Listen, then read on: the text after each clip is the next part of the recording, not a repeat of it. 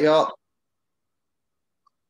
Okay, I've started this again just in case we want to continue with something that might be podcast, and otherwise we can just open it up to whatever you guys want.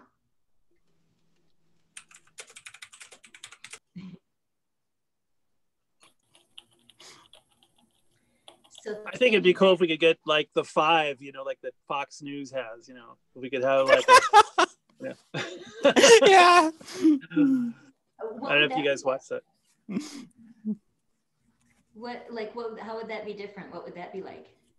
Oh, we all have looks like we're on the same set, and there's like, little 45-second sound bites and, lots of really witty repartee, This wasn't witty repartee?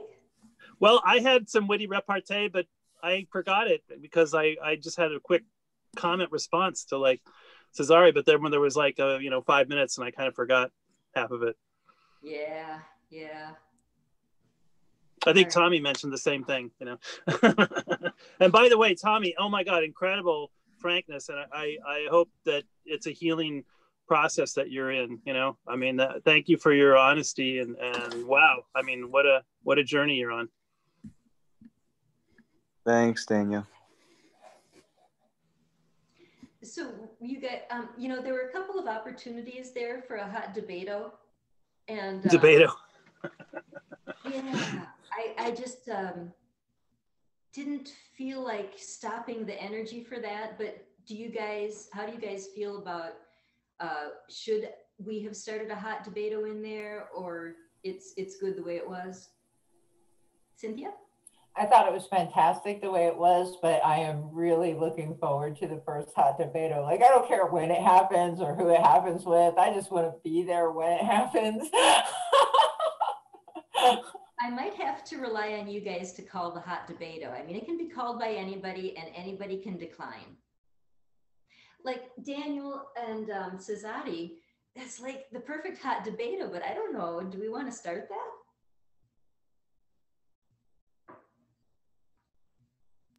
I have got a comment just based on like a technical issue, is that those of us with really fast internet connections, we could probably do a back and forth with very little latency, but I know Kevin's got like a very challenged connection where he is. Not to cast any aspersions on Hello Canada, but if we all had the same like backdrop, like a virtual backdrop with like Control Your Government Thunderdome or something, it would really add a lot of what they call production quality. Yeah, how would we do that? Oh, you guys have used the virtual backgrounds in Zoom, right? I have not. Okay, well I can like bring one up. It's under the more thing. There's a thing called virtual background, and you can either run it with or without a green screen, and you just hit it and it's supposed to like kick in. Do I have to go into the Zoom application from like Chrome or a browser? It's not in the No, it's on the top of the bar. It's under more. If you pull that menu down, you'll see virtual background. And it doesn't always come up unless you have a real contrasty backdrop. Like I just tried to do it and it didn't seem to come up. But if I had my green screen, it would come up fine. But it doesn't even have to be a green screen, just a sheet or something. See, Ramses is trying it, and it's coming out kind of so because it's not a solid, plain backdrop. I'll have to figure that out. I don't have all of the functionality because I'm on a Chromebook and not Mac or Windows, but that would be really great if we could do a common backdrop. I like that. And it's funny because Cezary and I were talking on the phone yesterday about the disruptive person amendment, and we thought if the person being disruptive had to wear like one of those funny little rabbit ear filters or funny face filters, while everyone else was saying what they didn't like, that would kind of lighten the mood. I love that. I don't know how we can do that, but that's perfect. But I don't think we're going to have any. Yeah, maybe that's future expansion ideas. Yeah. Do you like my new eye color? Oh, I like it. That's so cool. Yeah. Nice. So something that didn't come up during the first hour is the game idea. That how do you guys feel about the idea of just teach these guys better game with girls?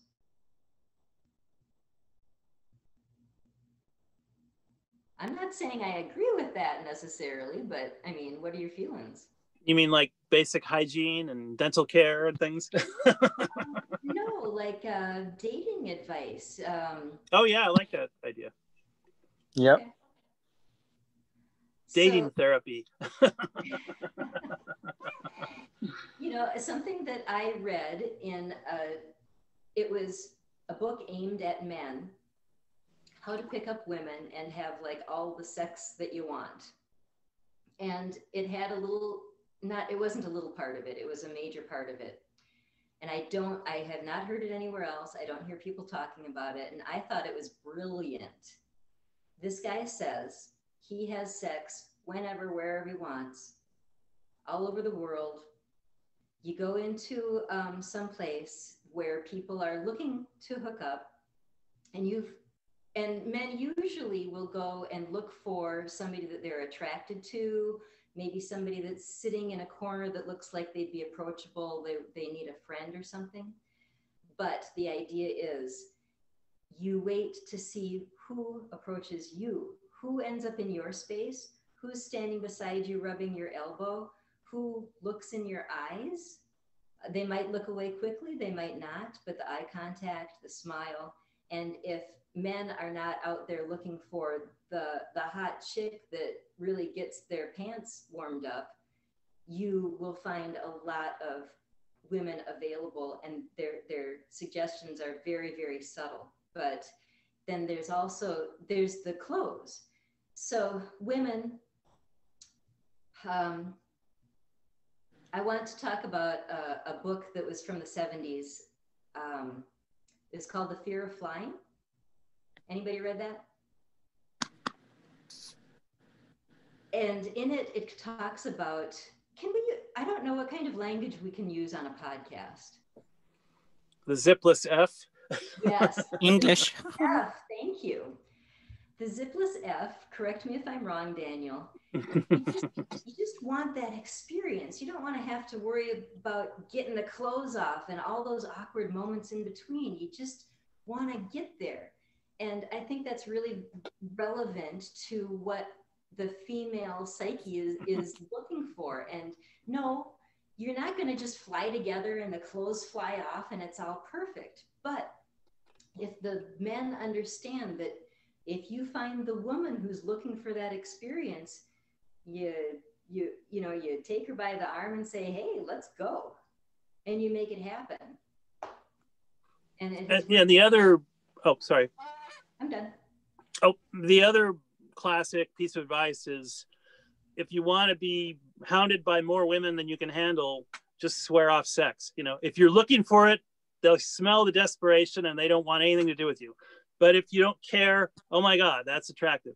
And, being funny and self-confident and a bad boy, those are all things that drive women wild, right? Funny, bad boy, confident. Well, I don't think that those are necessary at all. Okay, here's another example.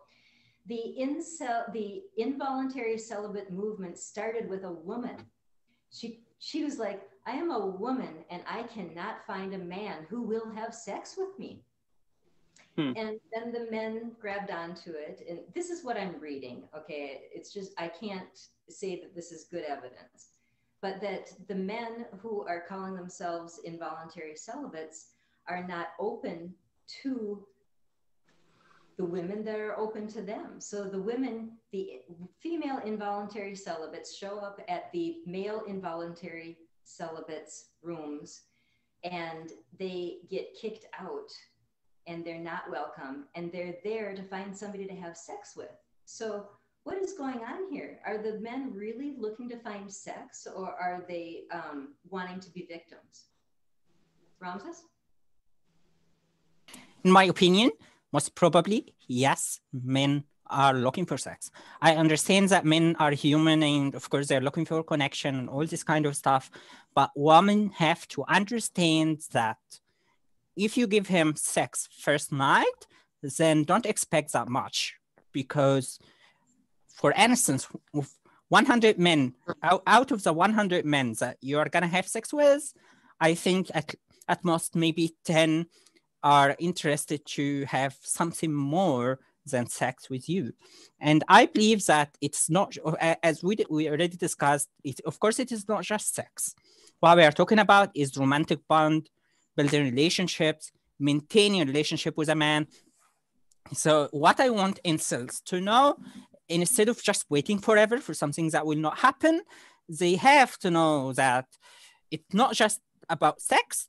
And if you don't have the qualities, if you think that you don't have the qualities and nobody wants to have sex with you forever, let's say, for example, if there is a case, of course, it's impossible, but let's assume that you think that way, okay? Then in that case, instead of just waiting for something that will never happen, go ahead and build confidence, by building relationships that do not necessarily involve sex, but at least involve respect and also maintainability, where you can meet a person more than one time. Yeah, go ahead.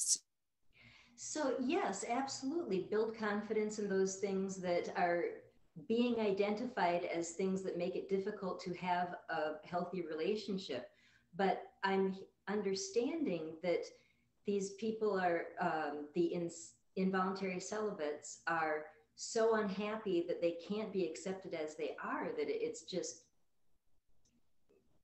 possibly creating violence. That I feel this, come on, why do I have to change myself to be okay for these women who have all these ideas that have been put in their heads about what men should be?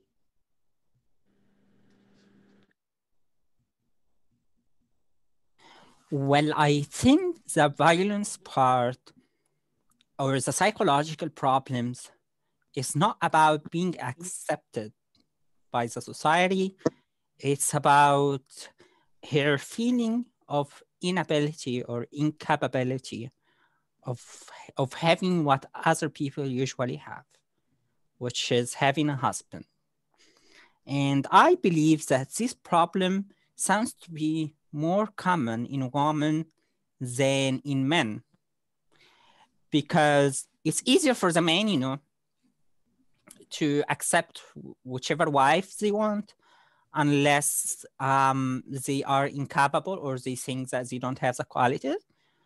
But most probably for women, the problem is they can't wait, because their quality or their production qualities decrease by time. And from an evolutionary perspective, they want to use their 20s for reproduction before they become older and they become in their fertility, expires by 40s. So I think that's a problem. And this puts a lot of stress on the female part. So those females who join incel males room and then get kicked, they simply get kicked for the same reasons they get kicked by anyone else. Unfortunately, they lack the self-confidence, and at the same time, probably they do not have the qualities, that will elect them to maybe attract another male.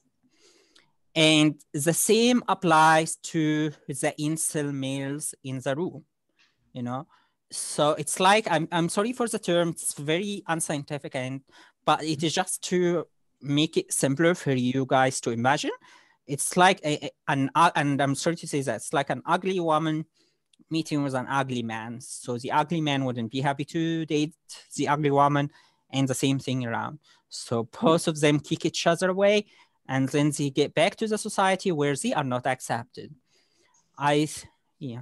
I mean, that is my point. So yeah. What are you saying about that? What is your conclusion?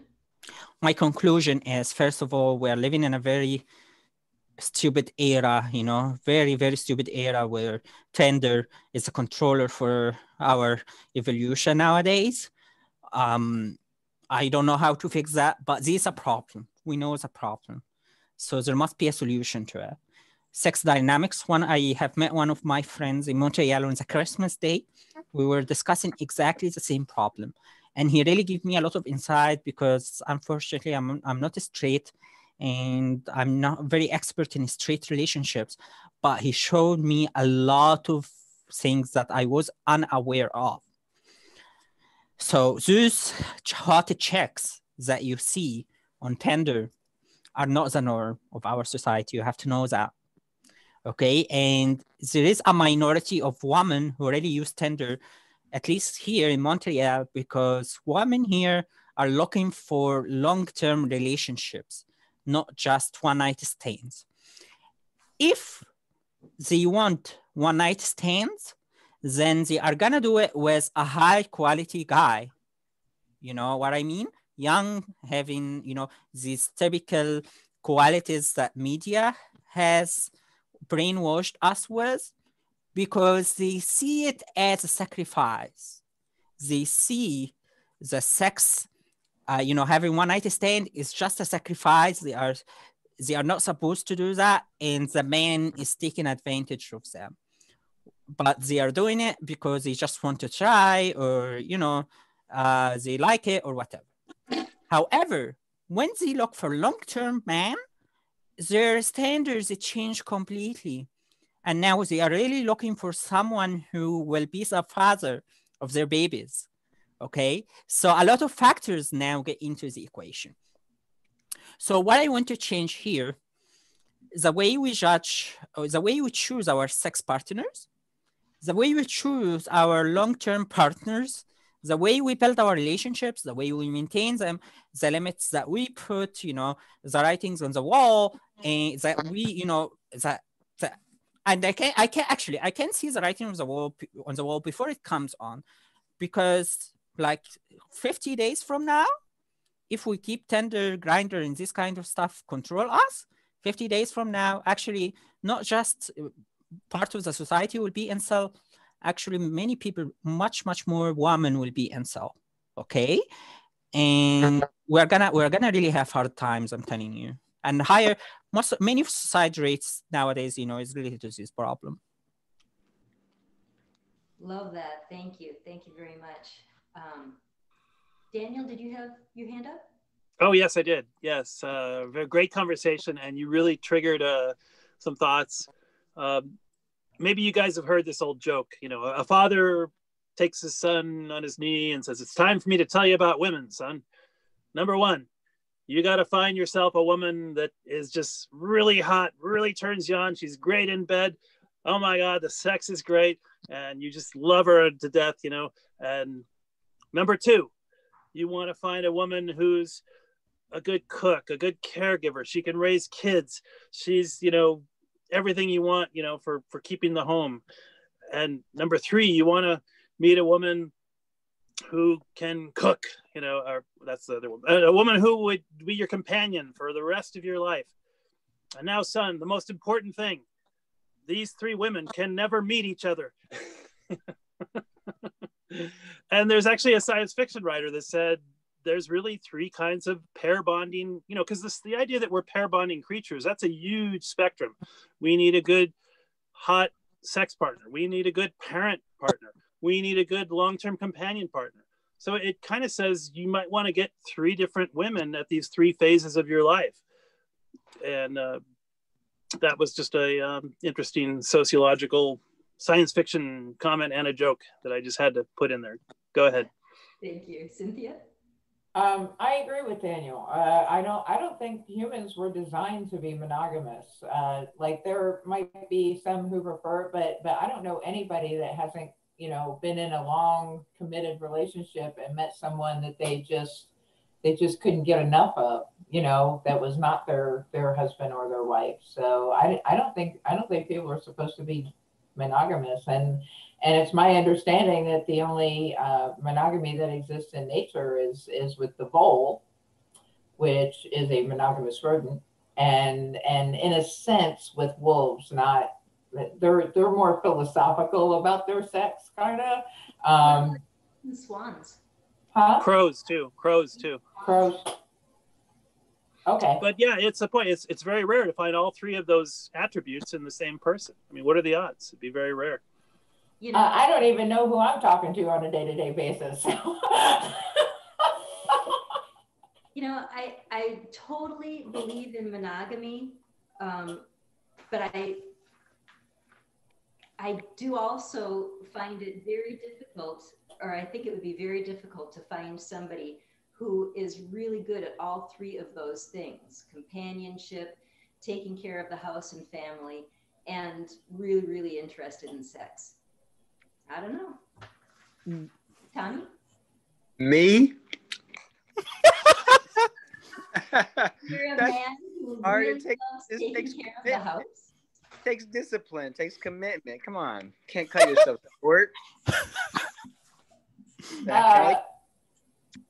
Well, maybe it's my age, Tommy. I'm a man. The reason why I got the shortcut on it, I think, because as a man, is that I grew up around all women. So I was doing all the house stuff, the laundry, the mopping, the dishes, all that good stuff. And so it was helpful for my wife when she met me, though, because she didn't know how to do any of that crap. She was only 19, she had to still grow some more and didn't have that development from her own. But yeah, no, companionship, sex, and house clean, that's not hard. But I think if you want to be a companion with someone, on a long-term basis, and you believe in monogamy, you have to understand that there's no one that have all the qualities that you're looking for, and we are not perfect. So you should accept the person. That's what I want to like. I'm just commenting after Daniel. Is that right? You accept the person with their pros and cons. Called self-improvement. Anybody can improve their wherever they need more improvement at. It's not impossible. You know what I mean? Yeah, but I think this is something that both of you work on. Yeah, both parties. Yeah. Definitely parties. I would like to also say real quick, what was the other thing y'all said? The long-term thing, the long-term monogamy. From my personal bias, is that just deals with poor relationship skills. People needed to develop more relationship skills, and they because they didn't have all the relationship skills they needed, they fell out. So yeah, it's not impossible either. There's people that gone on for 50 years, 60 years, lots of traditional cultural people that believe in that kind of stuff don't matter what color you are or what race, India's doing great jobs, Saudi Arabia, all of them, there's a lot of cultures that do really good at marriage. Saudi Arabia, because I came from Egypt, so I can relate. Saudi Arabia is doing a great job on monogamy, you are saying? What was that? Saudi Arabia and India are doing a great job on monogamy, on maintaining long-term. From there, that have successful relationships, successful marriages. They're married to one person, and it's very successful because of their belief system. It's not successful at all. I can tell you, Tommy. So first of all, Islam allows a man to get married to 4 women, not just 1 woman. In Egypt, for example, as places that I came from, most people are monogamous, and I can tell you, like, most people really have problems with their wives or husbands. It's really dramatic. And even here in Canada, with the people I met, they complain a lot about their wives and problems and blah, blah, blah, until that Italian guy told me about the 7 years hypothesis. And I really found it very appealing because it sounds to apply most people. I think many people have good relationship quality skills, and they have friends, blah, blah, blah. However, you cannot just sit with some person in the same room forever. Like for me, I can just one night, but the next morning, no way. I have a lot of things to do, and I'd like to have my personal space, So it really becomes very, very destructive, in my opinion. Thank you. Cynthia? Well, if I can speak to what Tommy said about Saudi Arabia, it's my understanding that the women there are seriously subjugated. So I don't know how you could consider that any kind of a healthy relationship, because it does take two people. But my second point was I think monogamy might actually be working against us, because it happens. Like, it doesn't happen to everybody, but it happens to a lot of people, and they find themselves in situations where they just don't do what is good, true, and beautiful in that moment. And then they carry that with them for a lifetime. You know, that one moment is with them for a lifetime. And you know, this enforcement of this monogamous perception, I think, is contributing to that. It only serves to do damage, because then they carry that guilt with them. Any hope of reconciliation is long in coming, if it comes at all, because that person now has to get past that guilt as well. So if we were more open as a society, I would think that a lot more marriages would be saved.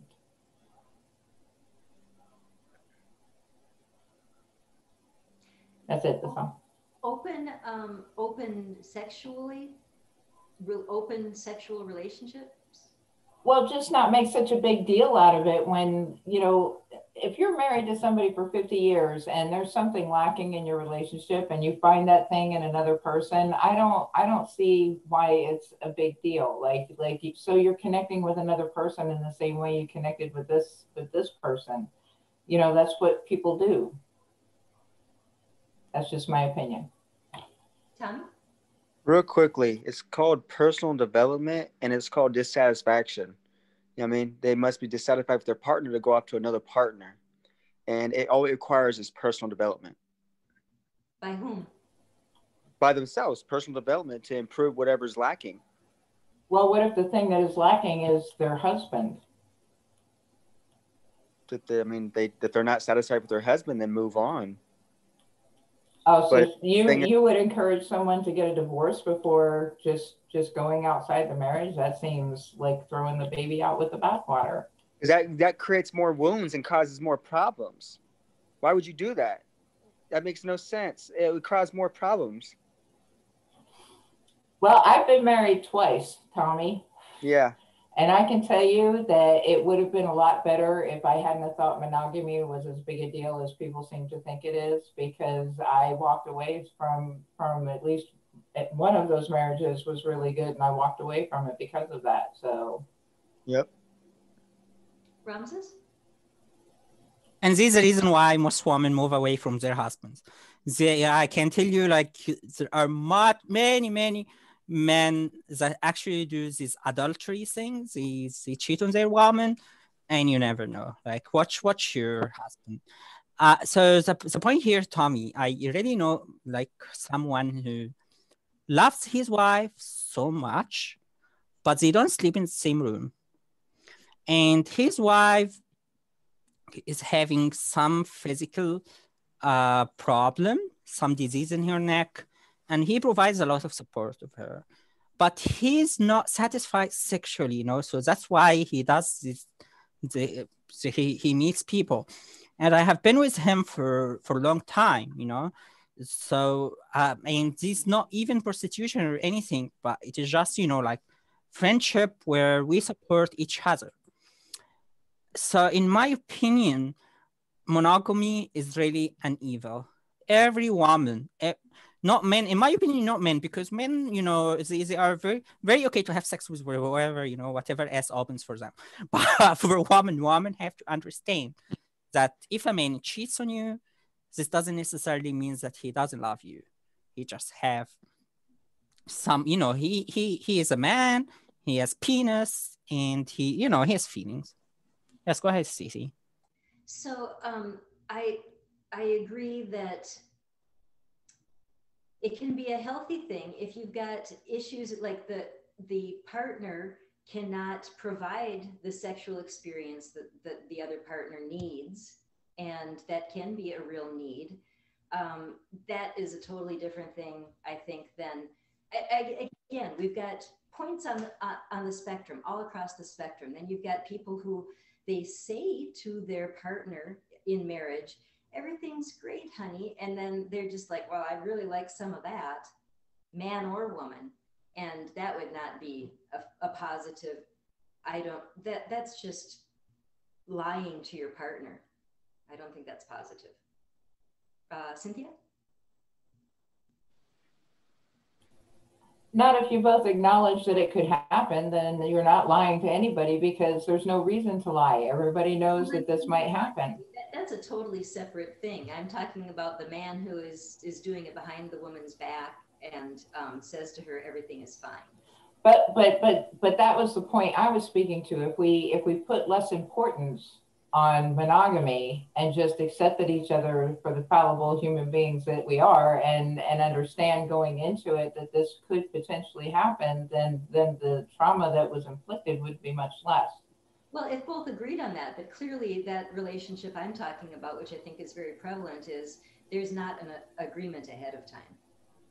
And in that case, I think that they should separate. Go ahead, Ramses. Yeah, I'm really looking for the day where if I am a woman, for example, and I'm married to a man, and he would come to me and say, hey, I'm going to spend tonight with a girl, blah, blah, blah. And I will be like, okay, man, go ahead and enjoy it. Wish you enjoy your night, because I know you're going to return back to my arm. No, it doesn't work. Yeah, why? This really happens. And if he doesn't return back to me, the next day, then I simply I'm not pleasing him anymore. Why should I force myself on him? Very simple. Cynthia? If I could supply a personal anecdote, one of my husbands used to work at a strip club. He was in the Army and he worked part-time at a strip club, and all of the other wives were quite a Twitter about that, because how could I allow my husband to work in a strip club? Wasn't I worried about him cheating on me? Blah, blah, blah, blah, blah. And I'm like, if he's going to cheat on me, he doesn't need to go to a strip club to do that. Like, if he's going to cheat on me, he's going to cheat.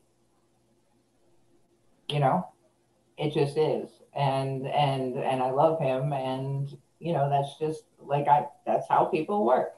And but I have a very different view of our society. I've often kind of flown in the face. And I can tell you that my daughter has polyamorous marriage relationship, and they're all very happy because everybody knows exactly what's happening when it's happening. Daniel? Thank you, Cynthia. Daniel? Yeah, I could speak from firsthand experience. I thought it was, honesty is the best policy. I need to get this off my chest. And I was warned about doing that from a fellow male, who had also cheated and kept it a secret. But no, that was a deal breaker. That was the nuclear option. He will not. I mean, I don't even think Bill and Hillary, they just made a pretense of forgiving each other. But I don't think there's many relationships that can survive infidelity. Truly, I mean. Maybe I'm wrong. Maybe there's a unicorn case where it does, but that's not the way to bet. Ramses? Not that I'm against honesty. I still think honesty is good, but be prepared to, pack your things and go. I think we are not calling for cheating, We are not calling for lying on people. We are calling for women to be more understanding. And we are calling for polygamy more than monogamy. And I don't know, but I'm just like, an alien who's just talking about stuff that they doesn't know, because I'm not straight myself, and there's really a huge difference between gay dynamics and straight dynamics. And in the gay world, we almost don't have this monogamy thing.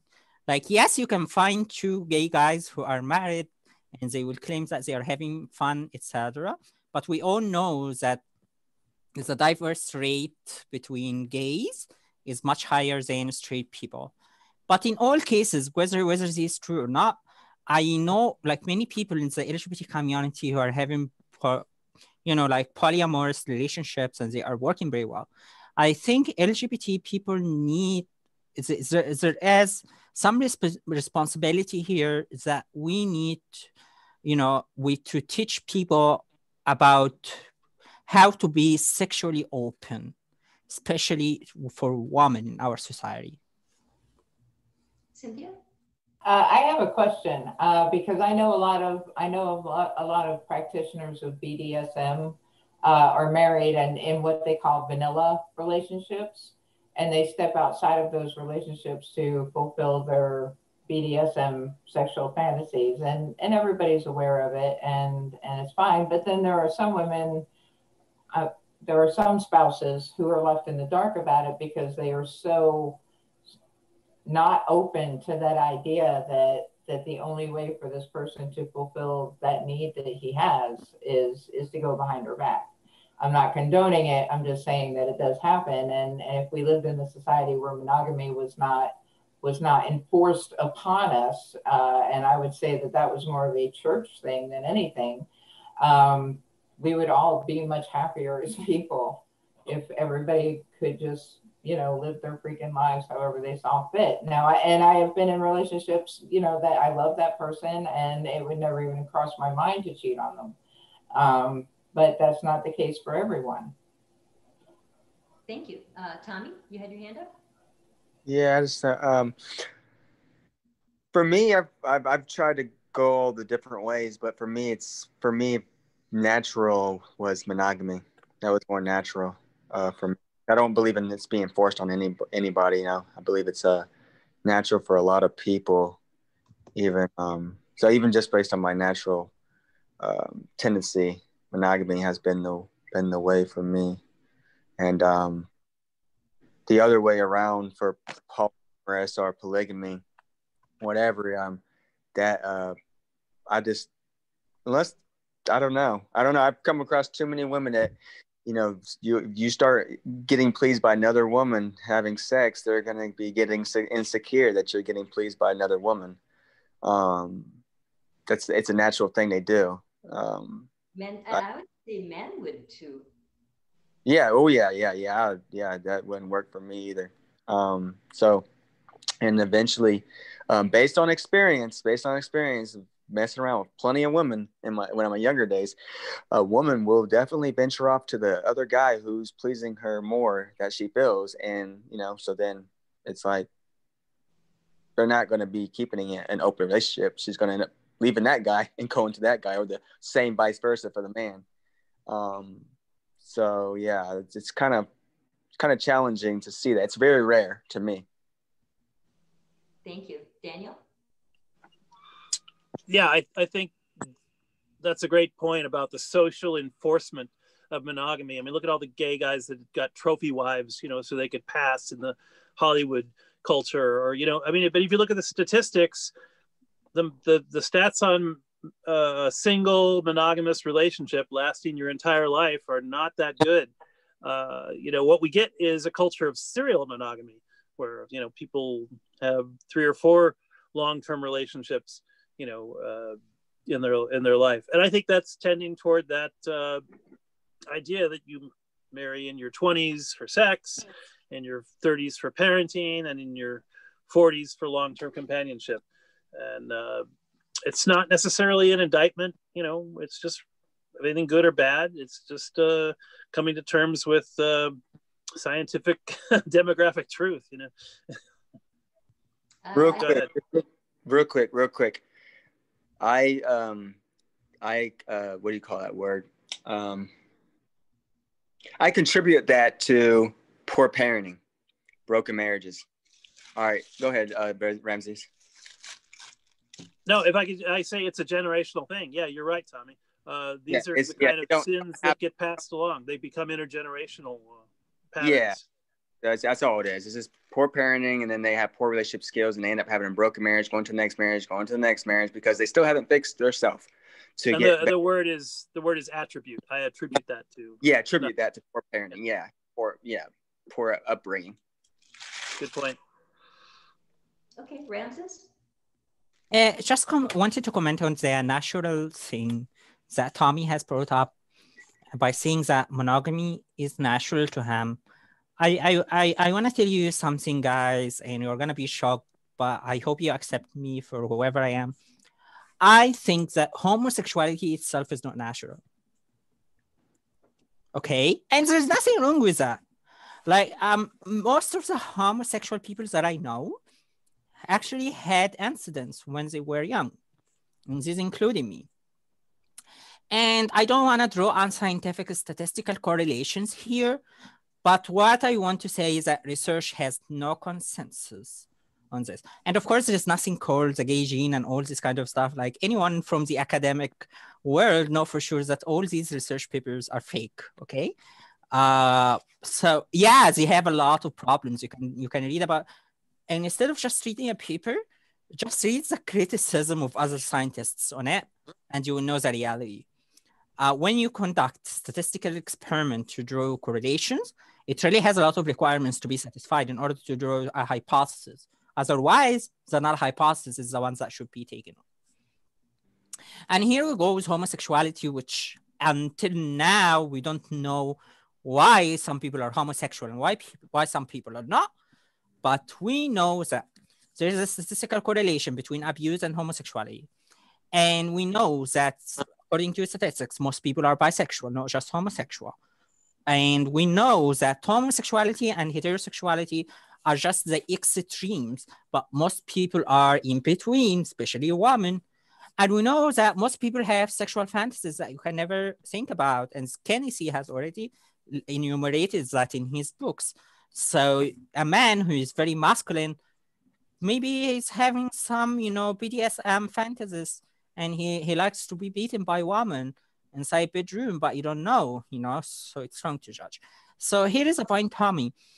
Yes, I agree with you that many things are unnatural. So even if monogamy is natural or not, I'm just asking people to do whatever they are comfortable with, And in my opinion, if you get engaged in a relationship and then you find this other guy that you are attracted to, and then you have sex with him, and then it develops, and then you are finding yourself disattaching from the first one, then that being said, you are not interested in each other anymore. So move on, and the other guy should move on as well. Daniel has his hand up. Yeah, I mean, I think there's a lot of research that shows that most life forms tend toward bisexuality. And I think homo and heterosexuality are socially enforced more than anything. And that's a very controversial stance, of course. I mean, I have a life history with an older brother, who was my first intimate encounter. And he was really gay, but I was like, well, whatever, let's be curious. But I wasn't attracted, but I was just willing to experiment. And maybe it caused lifelong problems.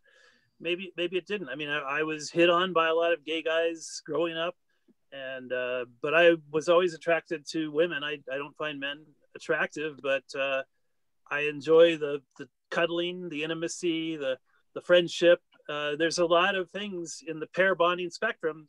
It's not so easily, cut and dried. I mean, it's a huge spectrum, and someone else commented. So, good point. But I think so. You think there is no gay gene? I thought the gay gene was sort of like 1 in 10 are gay, and the others get sucked into it. Kind of. This is a joke. Cynthia, you had your hand up.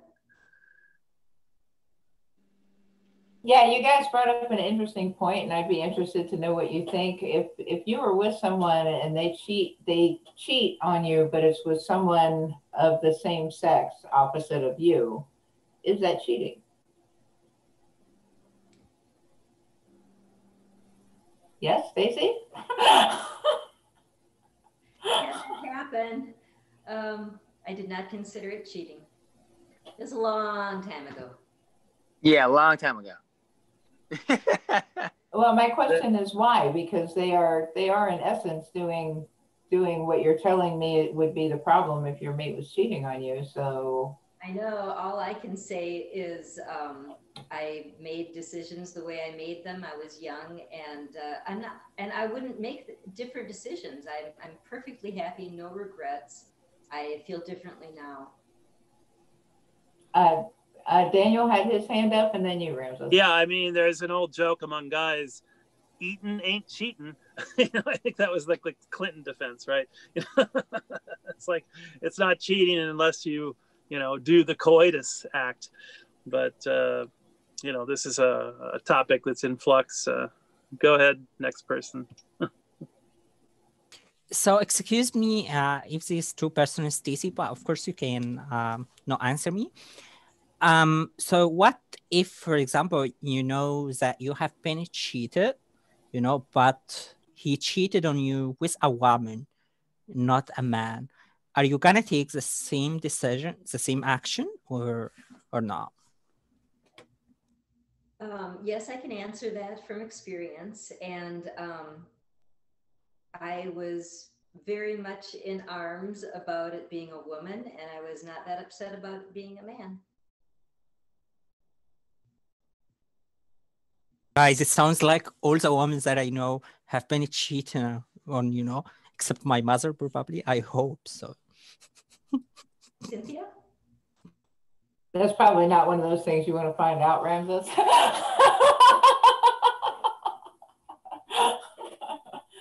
But it kind of speaks to the point I made earlier when you are called to do, if you are attracted to this person in the same way that, say, a woman would be attracted to another woman, can we not apply that same logic to men and women and men and just say it's a human thing? I completely agree. It happens in all animals as well. So monogamy is just an illusion that we've all been forced to live under. Is that what we're saying? Yes, Staci. My problem is we can't make blanket statements about anything. There are all points on the spectrum, and they all have to be considered. Right. Yeah. And if some person is comfortable with monogamy, then they is the right thing for them. Just like Tommy, for example. What I'm just calling for is openness. Women need to be open-minded. Yeah.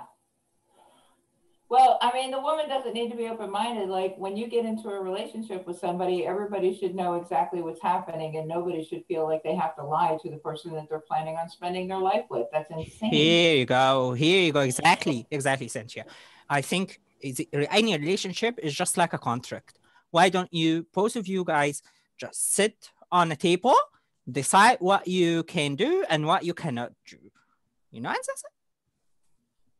And for me, if my man wants to go and find other chicks, okay. I don't care. Yeah, exactly. Because I do the same. Tommy, did you have your hand up?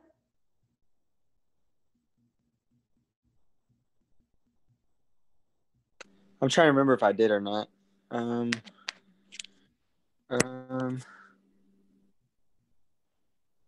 I'll wait.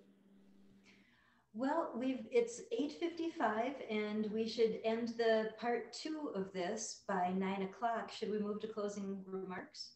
Yes. Daniel actually had his hand up. I don't know if you want to give him a chance to speak first. Go ahead. It was a quick comment. I said I typed in the chat, minority. If it is an illusion, it's probably a minority illusion. I think just like religion. Say again? I guess religion is the same, right? It is a minority illusion. Yeah, I mean, also the majority. Yeah, maybe that's a good comparison. Great. Okay. Thank you very much. Let's go to closing remarks. Cynthia? Come in. Yes, I am very grateful to have had this conversation, and I sincerely hope that we get to continue it in another podcast, because I think we have tunnels to dig here, people. But I'm very grateful. Love to all of you. And that's it. That's all I got. Agreed, Cynthia. I think that yes, we have much more digging to do. Daniel, closing remarks? Yeah, what a great session. I mean, this is like the men's group and the women's group, and the group therapy group, everything all like bundled into one. I mean, this is like very personal, very hard hitting, very relevant, and I love this. This was like really liberating and heartwarming and opening, and I love you all. Thank you. Oh, fabulous. Thank you so much. That just makes my day, Daniel. Thank you. Ramses, closing remarks? Sure. Thank you, everybody. You really made it great, and you opened my mind to many things that I was not aware of. Now, actually, I understand why some people prefer monogamy. Some people have experiences that one has to respect, that has to understand, and of course, has to know that they affect their whole life. Also, I'd like to thank Staci for the great moderation and this, yet another great one, Staci. Thank you. And thanks everybody for your open-mindedness. Like I'm so happy to find people who are very, very open-minded like you guys to discuss these issues, without feeling of discomfort. It's rare to find that, especially here in Canada. So thank you, guys. Thank you so much, Ramses. Boy, you contribute something to this that is just mind-blowing, and I couldn't have anticipated, and I love it so much. Thank you so much. Tommy, take us home. Oh, right, dang. That's great. Take us home. Oh man. Yeah, thank you. This is a great two discussions, and I feel that Ramses and Staci definitely had a great flow of discussion. Hold on a second, I got a call coming in. Decline. So yeah, definitely great. Just everything all around. It's pretty awesome having you two in these discussions with all of us, and yeah, it's definitely all these this development and everything is definitely appreciated.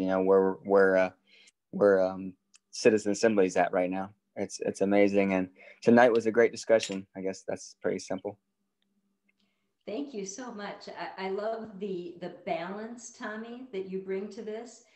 Although you have had this extremely polarized experience of wanting to kill and yet turning around to being such an incredibly loving and heart-based person, that spectrum brings so much to the conversation. I really, really appreciate that. Thank you so much. And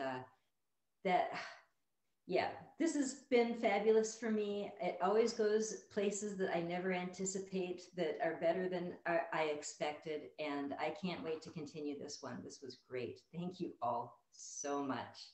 I'm going to stop the second recording now. That is the end of part 2, Citizen Assembly Thunderdome. Thank you.